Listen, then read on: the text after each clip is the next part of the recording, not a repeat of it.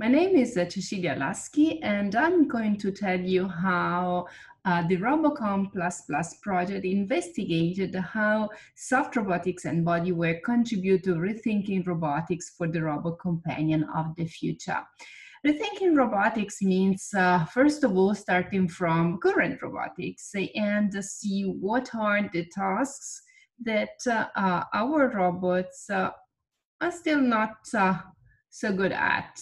So what are the abilities not yet reached by our robots?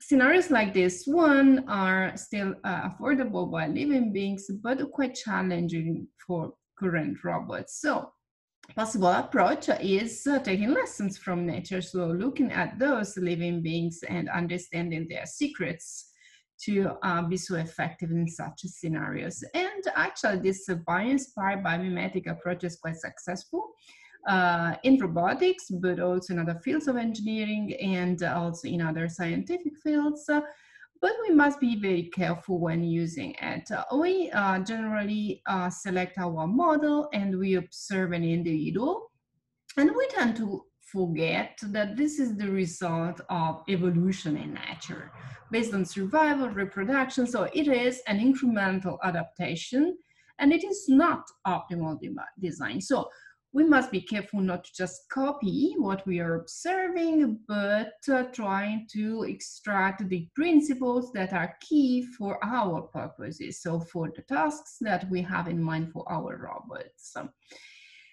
So what are the principles we may need here? When we think that one of our current robots couldn't work so well in this scenario, we tend to think that it is because our robots are very complex. They are beautiful, complex machines with many sensors and many actuators. But if you look at these living beings here, they are way far more complex than our robots in terms of sensors, actuators, and control systems. So maybe we should ask ourselves if our robots are rather too simple for this environment. So what we can learn from living beings is what are the secrets, the simplifying principle that allows such a complex system to work so effectively in such complex environment. We don't want to simplify the system or simplify the environment, but we want to simplify the way such systems are controlled. So simplifying principles for control and behavior. Embodied intelligence is maybe one of those principles. Embodied intelligence is a modern view of intelligence that attributes the body, the physical body, a more important role than we think. And more precisely, morphological computation is named the part of computation, so the part of control that is done by the physical body itself. And of course, it is given by the shape, so the morphology, the arrangement of actors, but especially receptors, and the mechanical properties of the body itself. So this is a simplifying principle because many tasks become much easier if we take morphological computation into account. But where is it in our robot? This is a very general scheme that we use in robotics with sensors on one side, reading from the environment, actuators, the mechanical system on the other side, interacting with the environment and some forms of controllers. And morphological computation is here, is the mechanical feedback from the environment. So you don't need to involve the controller here. It's just mechanical. And it can simplify many tasks, but in order to do that, we have to exploit this mechanical feedback and use the body compliance instead of fighting it, which is what is traditionally done in robotics. And actually nature gives us a lot of examples, because the animal world is basically a soft animal world. Many animals are just soft, or even if we have skeletons, a large amount of the body mass is composed of soft tissues. So the suggestion here, the lesson we can take is think of a soft bodyware. And this is actually considered to be one of the main challenges for the progress of robotics, as it was published in Science Robotics a couple of years ago. The octopus is one of the many animals that can give us suggestions and lessons and principles, but it is really a gold mine of principles for robotics. It is a very good example of embodied intelligence because its body is complex, its environment is complex, but somehow control is simplified. In this reaching movement, the octopus is using a lot of muscles. It's an armor with an infinite number of degrees of freedom. So from a control point of view, it's very, very complex. But if you observe the behavior of a completely passive similar arm, similar in what? In morphology and in mechanical properties in that environment. So density, for example. You see that the behavior is quite similar to the reach movement of the octopus arm. And if you look into the biology, you discover that the brain of the animal is only setting 3 parameters to control such movement. So many degrees of freedom, control with very few parameters. This is a simplifying principle.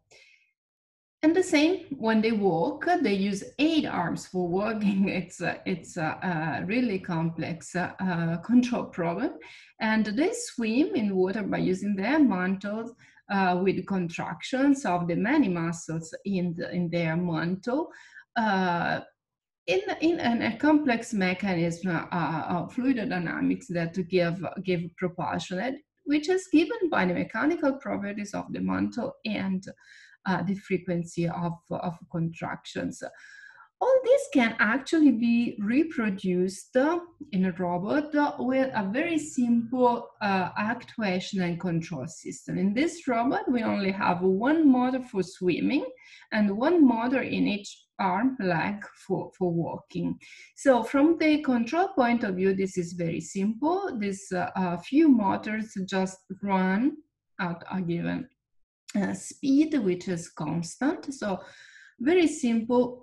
From the control point of view, we find self-stabilizing behavior this way if we respect carefully the mechanical properties and the morphology of the body of this robot. So we simplify control and behavior, but we have to manage a very large space of parameters when we design the robot. So we are just shifting the problem from control to design. So how to design such soft robots with morphological computation? We tried an approach based on evolutionary algorithms to see if evolution itself can find appropriate solutions for the robot body, given a task and given an environment.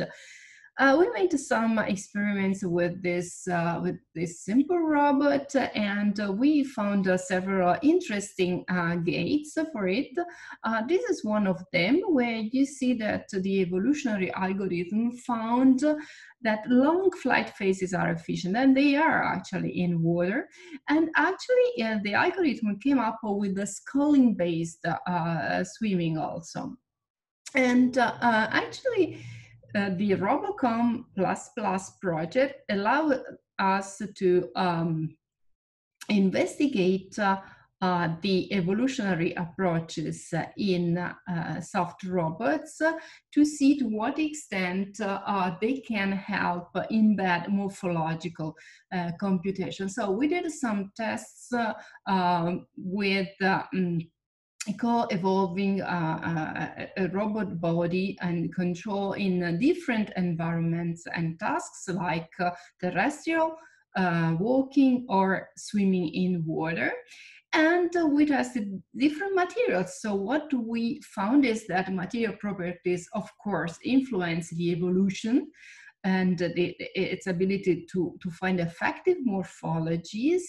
And we saw that soft materials help discovering effective solutions because they take advantage of passive dynamics. So in summary, what we found is that actually the evolution can discover the simplifying principle, can actually exploit morphological computation when it gives an advantage in the task that is the objective of the algorithm, the task and the environment, of course. Another thing that we tend to forget when we observe our model in a bio-inspired approach is that it's not just the result of evolution, as we said, but it is also in a specific part of its life cycle. So it is also the result, if we are observing an adult subject, it is also the result of growth and development, and its behavior is given by plasticity and adaptation. So similarly, we should consider robots as living beings with a life cycle. Software bodyware give us a lot of new abilities we can consider in this framework. So we may think of robots that are born, designed, and developed, but then they grow, they evolve their body and their mind. So they learn how to perform their tasks, but they also learn how to interact with human beings. Robots with soft bodyware that can change shape to perform tasks better, that can heal themselves, that can find their energy in the environment, and that at the end of their life reintegrate back in the environment, for example, biodegrading. So robots that can help increase the planet resources instead of just exploiting them. And this concept was at the base of a major outcome of the Robocom project, that was the preparation of a flagship proposal, together with other important concepts related to economics and social science, because the progress of robotics today cannot start from those, so from rethinking economic models that can take advantage of robot labor, and social models and legal framework that allow the introduction of robots in the society. This proposal was in response to a call by the FET program, and this call included three main areas, and the proposal was submitted in area 1, which is robotics, interfaces, and artificial intelligence. It was actually focused on the robot abilities that we want in our robots, and such robot abilities, it's something that we want in robots because they enable the application of robots to respond to societal and economical challenges. And on the other hand, robot abilities give us a lot of challenges for fundamental research, not only in robotics, not only in engineering, but in many different disciplines. So the proposal gathered a large community, interdisciplinary community of almost 900 participants from almost 100 institutions, with the important endorsements from those institutions, and also from important public bodies like ministries all over Europe, with an outstanding advisory board, in fact, covering very many different aspects of the proposal. It received a very high assessment, a full score for the excellence, and a full score for the impact, almost full score for implementation, and it was not funded in the end, and the flagship program was also discontinued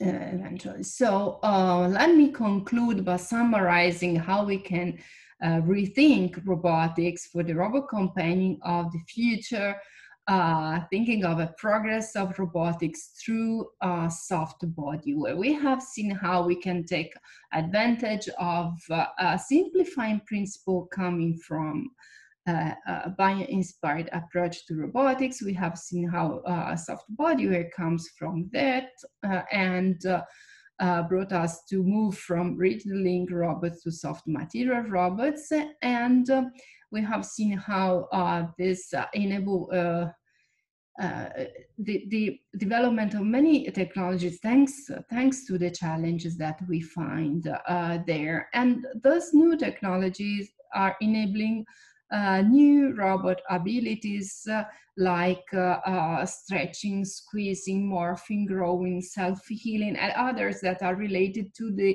deformability of a soft robot and the properties of the soft materials that we can use here. To finally come up with further applications for our robots to respond to the needs of the world today.